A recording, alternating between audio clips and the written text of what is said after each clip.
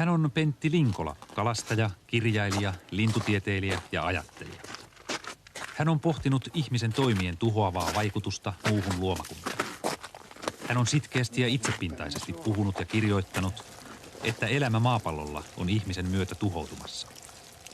Hän on sanonut, että mitään muuta kiinnostavaa ongelmaa kuin eloonjäämisen ongelma ei ole enää olemassa. Hän on pohtinut, ovatko elämän edellytykset maapallolla jo peruuttamattomasti järkkyneet. Joudutaanko maailman pelastamiseksi tinkimään kansalaisvapauksista?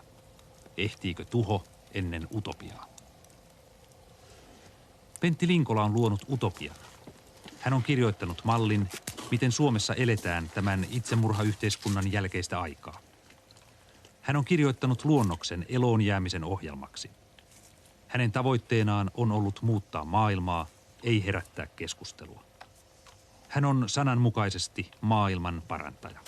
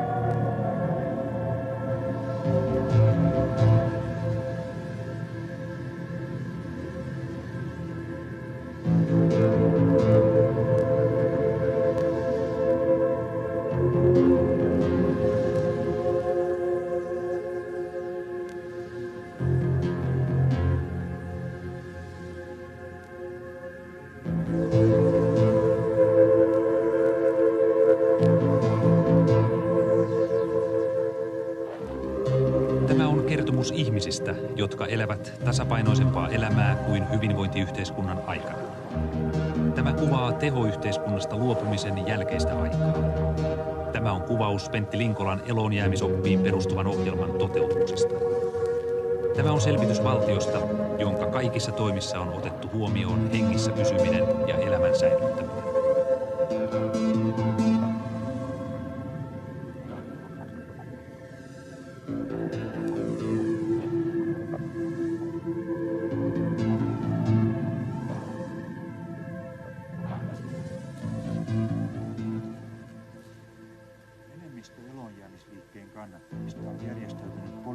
Rintamaksi ja sanoutunut irti väkivallasta ja on muuttanut yhteiskunnan sisältä käsin parlamentaarisen järjestelmän keinoin.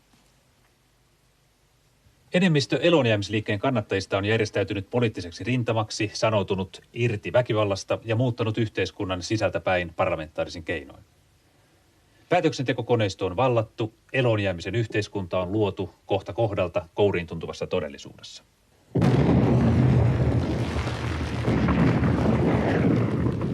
Eloon jääminen edellytti valtaisaa teknosfäärin supistamisohjelmaa. Pääosa teollisen maailman rakenteista, järjestelmistä ja laitoksista on purettu tai käännetty säästöliekille. On palattu pitkä harppaus taaksepäin.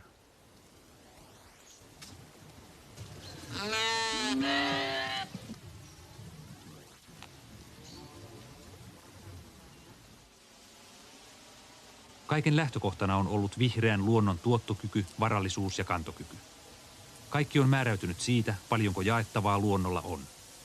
Jaettavaksi on laskettu ainoastaan vuosittain uusiutuva varallisuus. Jakajia on paljon, ihminen on vain yksi niistä.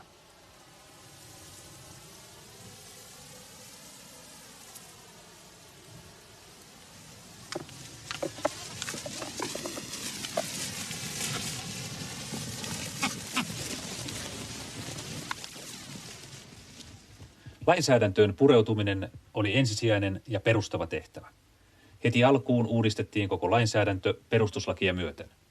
Kaikki elämänalueet ovat vaatineet asianomaisen lainsäädännön uudistamisen.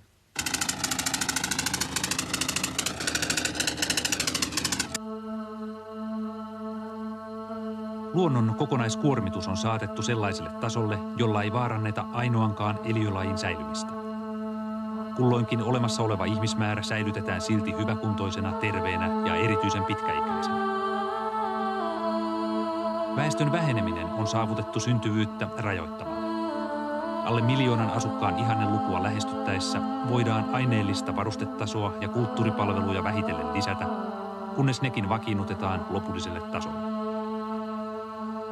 Kasvua, kehitystä ja edistystä ei saa esiintyä millään elämän alueella. Rajaton kasvu rajallisessa tilassa johtaa aina tuhoon. Syntyvyyttä on säännöstelty siten, että jokaista hedelmällistä naista kohden on sallittu keskimäärin 2 synnytystä. Väkiluku on laskemassa Suomessa 300 vuoden aikana 10%. Synnytys on jo yleiseettisistä syistä ankarimmin luvanvarainen elämä. Laajakantoisista rotuhygienisistä valinnoista yhteiskunta on pidättynyt. Perinnöllisyystutkijat ovat varoittaneet sellaisten ohjelmien aiheuttamasta geenivaraston yksipuolistumisesta ja köyhtymisestä.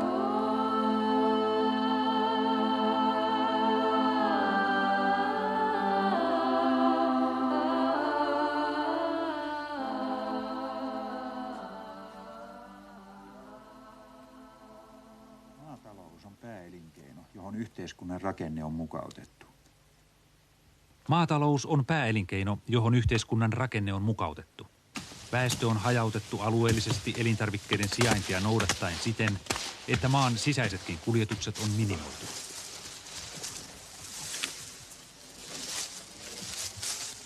Maan jako on toteutettu, keskimääräinen tilakoko on pienentynyt.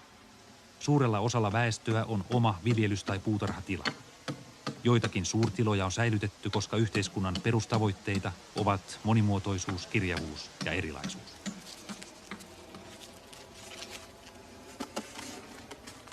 Puutarhapalstojen tuotto on 10-kertainen laajamuotoiseen peltoviljelyyn verrattuna. Tästä huolimatta ei valtakunnan peltopinta-alaa ole vähennetty aariakaan. Sen tuotosta näet ohjautuu huomattava osa hevosten ylläpitoon. Lampaita on 2 miljoonaa ja myös pellavaa viljellään.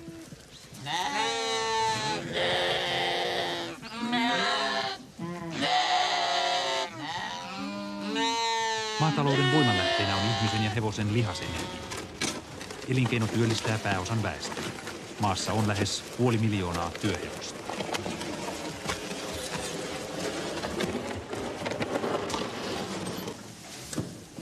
Peltojen tuotantokykyä ylläpidetään työvoimavaltaisin keinoin. Kemiallinen torjunta on korvattu biologisilla menetelmillä. Tehokkaan viljelyn ja sadon varmistamiseksi yhteiskunta on järjestänyt viljelijöiden vuorolomituspalvelut. Rappioviljelyyn viranomaiset ovat puuttuneet ja huomautusten jälkeen vaihtaneet viljelyä. Valtakunnan peltopinta-ala on valtiovallan erityisessä suojeluksessa. Tarkka lainsäädäntö estää elintarvikkeiden hävikkiä. Jokaisesta haaskattuna tavatusta elintarvike-erästä, jätteisiin heitetystä leivän kannikasta seuraa rangaistus. Pääosasta elintarvikehygieniaa, joka on pohjoisessa ilmastossa tarpeetonta, luovutaan. Väestö on totutettu lapsesta pitäen yleisimpiin salmonella ja muihin bakteerikantoihin. Kotieläinten pidossa on etusijalla eläimen ylpeyden ja arvokkuuden loukkaamista. Yli 10 lypsylehmän, 30 teurasnautaeläimen, 30 sian, 100 kanan ja turkiseläimen tai 100 kasvatuskalan yksiköitä ei ole. Tavoitteena on, että kukin eläintenhoitaja tuntee eläimensä nimeltä. Eläintenhoito on ala, jolla virkavaltainen valvonta on ankarimmillaan.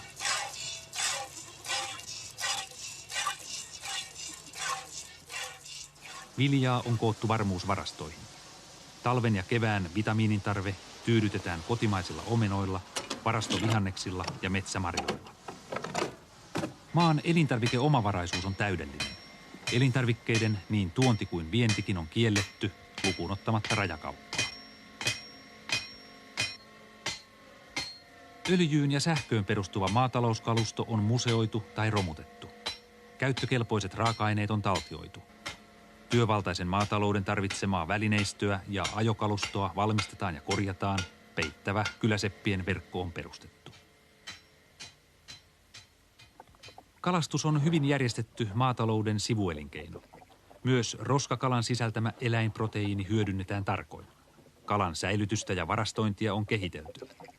Pyyntivälineistöä ja menetelmiä on kehitelty kotimaisten raaka-aineiden pohjalta.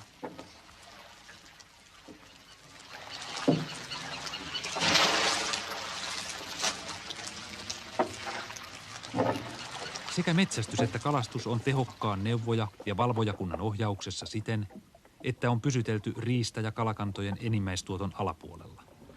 Ihmisen kanssa kilpaileville petoeläimille ja petokaloille on taattu riittävät elinkelpoiset kannat.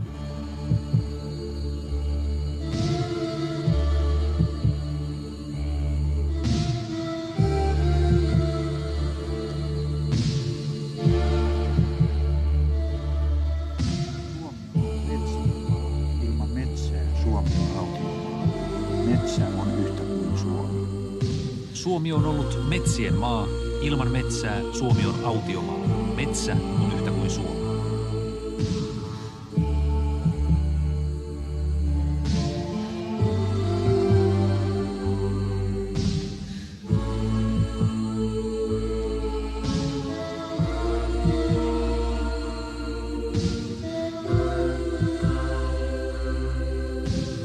Metsäpeitteen palauttaminen on ollut jättiläishaaste, johon ei enää kenties pystytä vastaamaan. Metsä on se osa maankamaraa, joka on jäänyt pääosiltaan eläinten ja kasvien omaan käyttöön. Valtaosalta pinta-alaa puut on täydellisesti rauhoitettu.